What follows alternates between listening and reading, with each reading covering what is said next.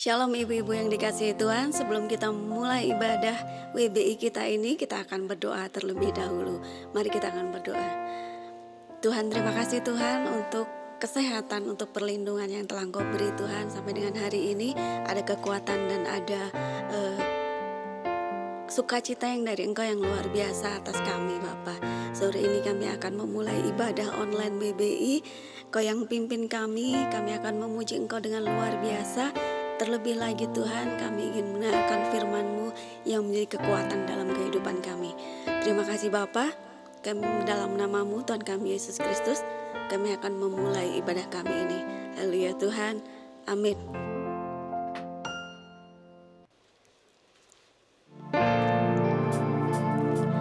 Kau terbesar dan mulia, ajaib semua perbuatanmu. Kau terbesar dan mulia, biarlah semua memujimu.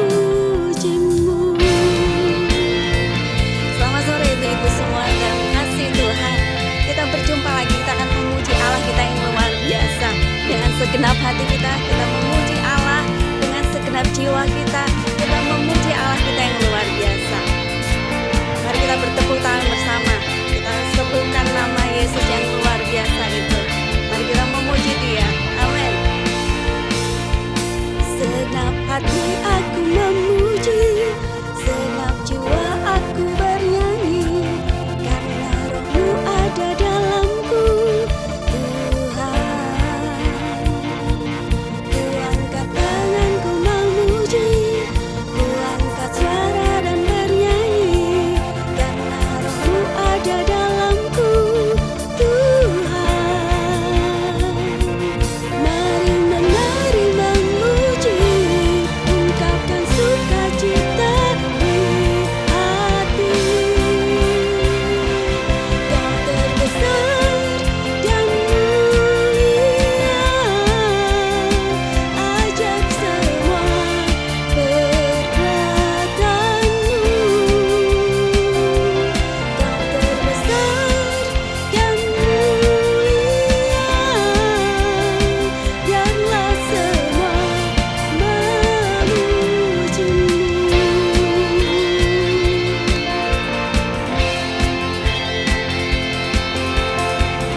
Mari kita memuji Allah kita lagi dengan luar biasa, dengan semangat lebih lagi. Segenap hati aku memuji, segenap jiwa aku bernyanyi, karena Roh-Mu ada dalamku, Tuhan. Angkat tanganku memuji, ku angkat suara dan bernyanyi, karena Roh-Mu ada dalamku, Tuhan. Mari memuji, ungkapkan sukacita di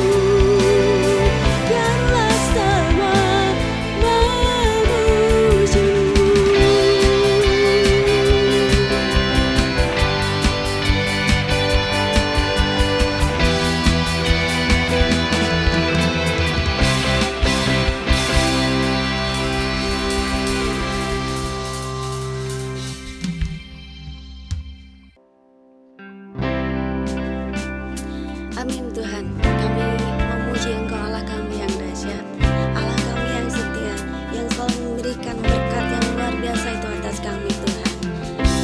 Bentuk hati kami Tuhan, sempurnakan hati kami, kuduskan hati kami Tuhan, jadi sama seperti Engkau Yesus. Ini kami Tuhan, Bapa Kau setia, takkan meninggalkan.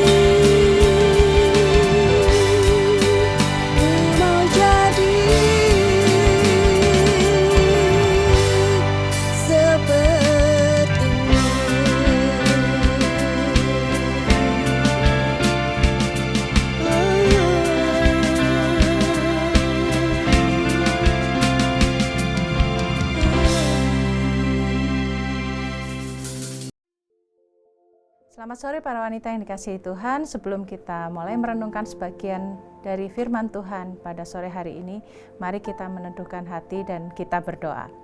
Bapa dalam surga, kami bersyukur kepadamu untuk kesempatan yang indah di mana kami para wanita-wanita Tuhan boleh datang bersama-sama untuk bersekutu bersama, dan sebentar bila kami mau mendengarkan firman-Mu, kiranya Engkau sendiri yang berbicara melalui hati dan pikiran kami, sehingga apa yang kami dengar boleh kami lakukan dan kami praktekkan di dalam kehidupan kami sehari-hari. Kiranya Roh Kudus sendiri yang memimpin hati dan pikiran kami, sehingga kami boleh mengerti apa yang menjadi kehendak-Mu di dalam kehidupan kami.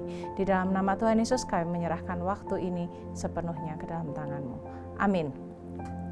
Shalom para wanita yang dikasihi Tuhan, sungguh sangat berbahagia sekali bahwa kita pada hari ini dapat berkumpul kembali dan kita dapat merenungkan sebagian dari firman Tuhan. Saya percaya berbagai perubahan terjadi dalam kehidupan kita, dan saat ini kita sudah boleh kembali kepada keadaan yang mulai normal, sehingga banyak wanita saat ini sudah mulai memiliki banyak kesibukan.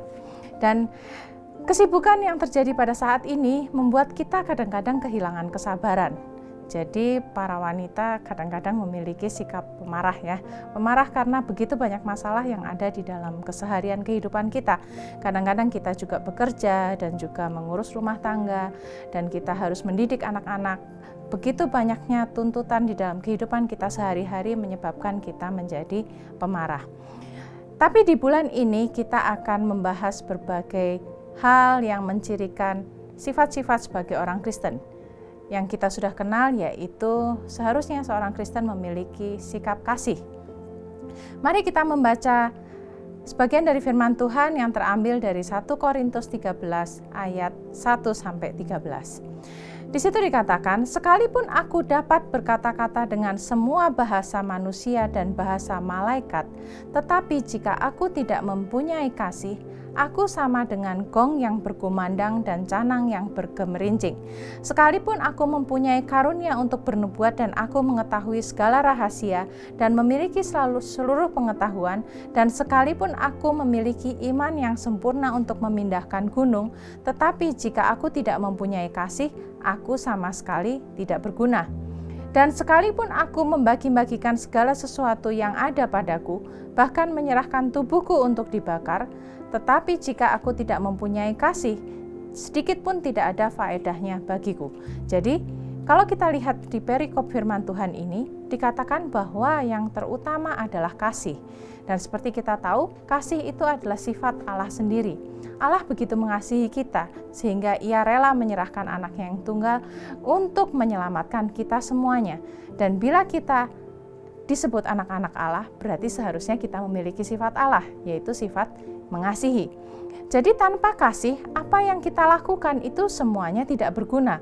Bahkan di sini dikatakan, bila kita memiliki iman yang sangat luar biasa, yang sanggup memindahkan gunung, namun bila semuanya itu tidak didasari dengan kasih, maka Rasul Paulus mengatakan bahwa itu sama sekali tidak berguna. Mari kita membaca perikop selanjutnya. Kasih itu sabar, kasih itu murah hati, ia tidak cemburu, ia tidak memegahkan diri dan tidak sombong. Ia tidak melakukan yang tidak sopan dan tidak mencari keuntungan diri sendiri. Ia tidak pemarah dan tidak menyimpan kesalahan orang lain. Ia tidak bersukacita karena ketidakadilan, tapi ia bersukacita karena kebenaran. Ia menutupi segala sesuatu, percaya segala sesuatu, mengharapkan segala sesuatu, sabar menanggung segala sesuatu. Ya, di sini dikatakan mengenai beberapa sikap atau bagaimana kita mempraktekkan kasih dalam kehidupan kita sehari-hari. Yang pertama, kasih itu sabar. Yang kedua, kasih itu murah hati. Nah, seperti judul firman Tuhan kita hari ini, apakah pemurah atau pemarah? Ya. Memang kalau dari kata bahasa Indonesia itu tidak berbeda jauh ya, hanya memindahkan beberapa huruf, maka artinya akan menjadi berbeda sekali. Kemudian pertanyaan bagi kita semua, yang manakah kita? Apakah kita pemurah atau kita pemarah? Kalau kita pemurah, maka kita sudah mempraktikkan kasih yang ada di sini. Tetapi kalau kita pemarah, maka kita tidak lagi mempraktikkan apa yang menjadi keinginan Tuhan. Karena pada ayat yang ke-13 dikatakan, demikianlah tinggal ketiga hal ini, yaitu iman, pengharapan, dan kasih. Dan yang paling besar di antaranya ialah kasih. Jadi kalau kita lihat dari firman Tuhan berikut ini, maka kasih itu yang dituntut oleh Tuhan di dalam kehidupan kita. Kasih itu yang terbesar dan yang terutama. Nah, kalau kita melihat tentang kata kasih, kasih itu sebuah kata yang mudah untuk diucapkan. Bahkan anak sekolah minggu pun bisa menyanyikan lagu kasih. Namun sangat sulit untuk dilakukan, gitu ya. Karena itu Tuhan menuntut kita untuk memiliki kasih itu, karena kasih itu adalah karakter Tuhan sendiri. Mari kita belajar lebih lanjut mengenai kasih ini. Jadi bagaimana kita bisa mempraktekkan kasih itu di dalam kehidupan kita setiap hari?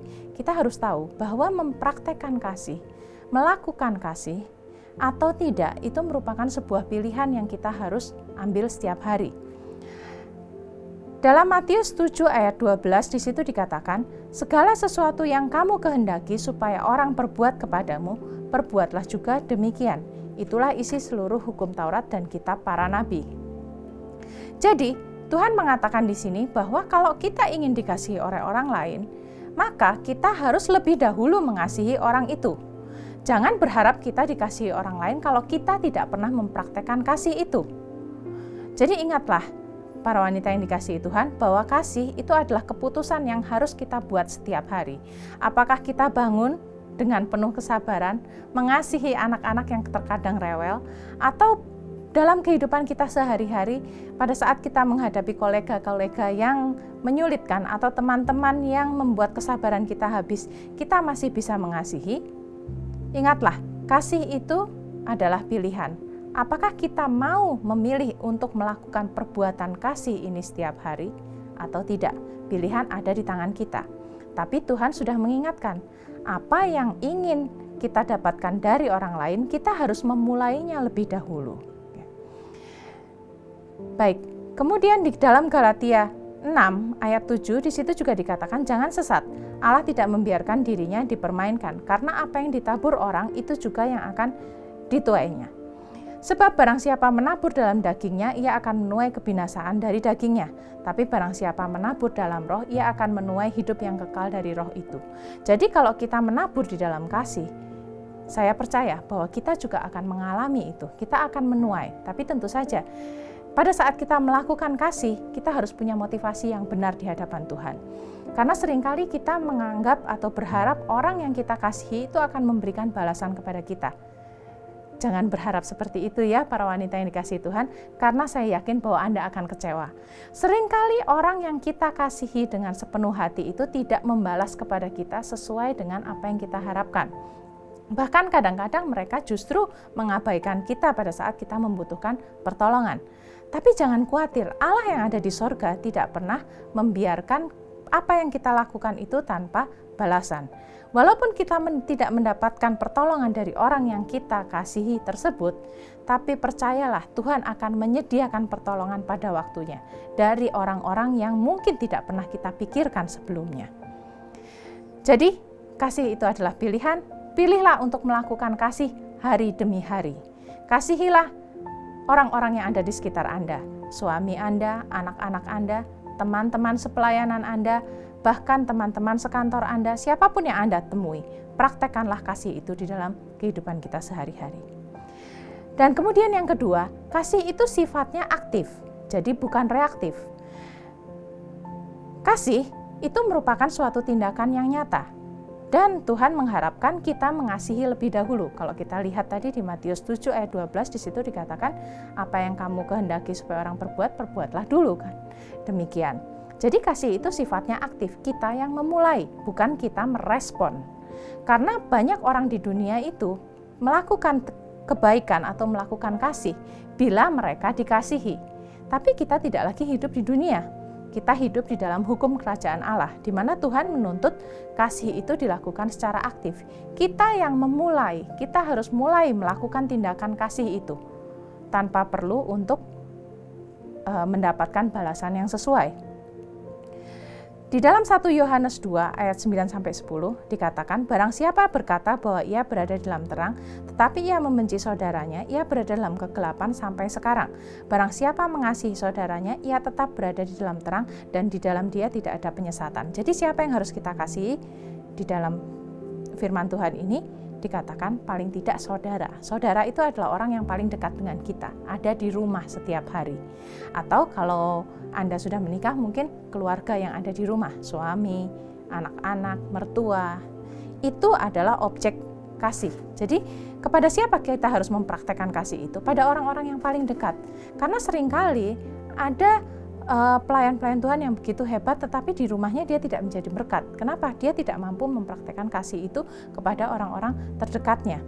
Kenapa? Karena orang-orang terdekat ini kan bertemu setiap hari, 24 jam dalam sehari kita bertemu dengan mereka. Jadi kasih itu justru dibuktikan pada saat kita bisa mengasihi orang yang terus-menerus kita jumpai. Jadi cobalah untuk mempraktekkan kasih ini setiap hari. Kasihilah secara aktif, jangan menunggu kita dikasihi terlebih dahulu. Apalagi dalam kehidupan pernikahan, maka kita harus memiliki kasih yang sifatnya aktif. Siapapun pasangan kita harus menerimanya dengan sukacita, karena Tuhan sudah menentukan dia, kita sudah membuat pilihan. Jadi kita harus mengasihi dia secara aktif, dalam keadaan susah, senang, pada saat dia baik atau pada saat dia menjengkelkan. Dan juga pada saudara-saudara seiman kita, dalam keadaan apapun kita harus menerima mereka dan mengasihi mereka. Jadi, kasih ini adalah sebuah perintah yang Tuhan berikan, dan Tuhan ingin agar kasih ini kita lakukan secara aktif. Dan kasih yang dilakukan secara aktif itu artinya kasih itu tidak bergantung pada keadaan di sekitar kita. Mengapa? Terkadang ada orang-orang yang sangat menghabiskan kesabaran kita, Tuhan tempatkan di sekitar kita. Setiap hari pun bertemu, begitu ya. Jadi begitu bertemu, kesabaran kita sudah langsung habis. Nah, tapi tahukah Anda bahwa justru orang-orang itu Tuhan tempatkan di sekeliling kita untuk menguji kemampuan kita untuk mengasihi. Tanpa adanya orang-orang ini, maka kita tidak dapat mempraktekkan kasih itu. Coba bayangkan bila kita hidup di lingkungan yang sangat menyenangkan. Semuanya menjadi mudah, mengasihi pun mudah. Nah, tapi kasih itu kemudian diuji bila kita menghadapi orang-orang yang menjengkelkan, orang-orang yang men-challenge kesabaran kita. Nah, justru di saat itulah kita bisa mempraktekkan kasih itu dengan baik. Ingat, sebuah pepatah yang mengatakan, laut yang tenang tidak dapat menciptakan pelaut yang tangguh, karena pelaut yang tangguh itu dilatih di laut yang sangat bergelora. Pada saat lautan itu menjadi bergelora, maka dia memiliki kemampuan untuk mengatasi masalah tersebut. Jadi, bila saat ini Anda menghadapi orang-orang yang sulit, bersyukurlah kepada Tuhan. Pertama, ingatlah bahwa orang-orang itu sudah Tuhan karuniakan kepada kita untuk membuat kita belajar mengasihi. Dan setelah itu, cobalah untuk mempraktekkan. Praktekkanlah kasih itu secara aktif, walaupun mungkin orang-orang itu tidak akan membalas kasih kita. Tuhan mengatakan di dalam Matius 5 ayat 46, di situ dikatakan, apabila kamu mengasihi orang yang mengasihi kamu, apakah upahmu? Bukankah pemungut cukai juga berbuat demikian? Tetapi aku berkata kepadamu, kasihilah musuhmu dan berdoalah bagi mereka yang menganiaya kamu. Dan dengan demikian kamu menjadi anak-anak Bapamu yang di sorga, yang menerbitkan matahari bagi orang yang jahat dan orang yang baik, dan menurunkan hujan bagi orang yang benar dan orang yang tidak benar. Oke ya. Jadi di sini dikatakan bahwa kita itu dikenal sebagai anak Allah. Tentu saja kita harus memiliki sifat Allah, yaitu kasih. Jadi kapan kasih itu dipraktekkan? Kalau kita bisa mengasihi orang-orang yang sulit.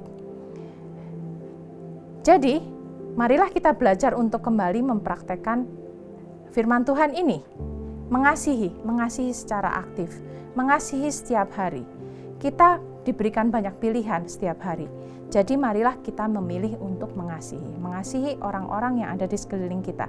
Karena bila mereka melihat kasih kita, maka saya percaya bahwa mereka akan mencari siapa yang memiliki sifat kasih itu.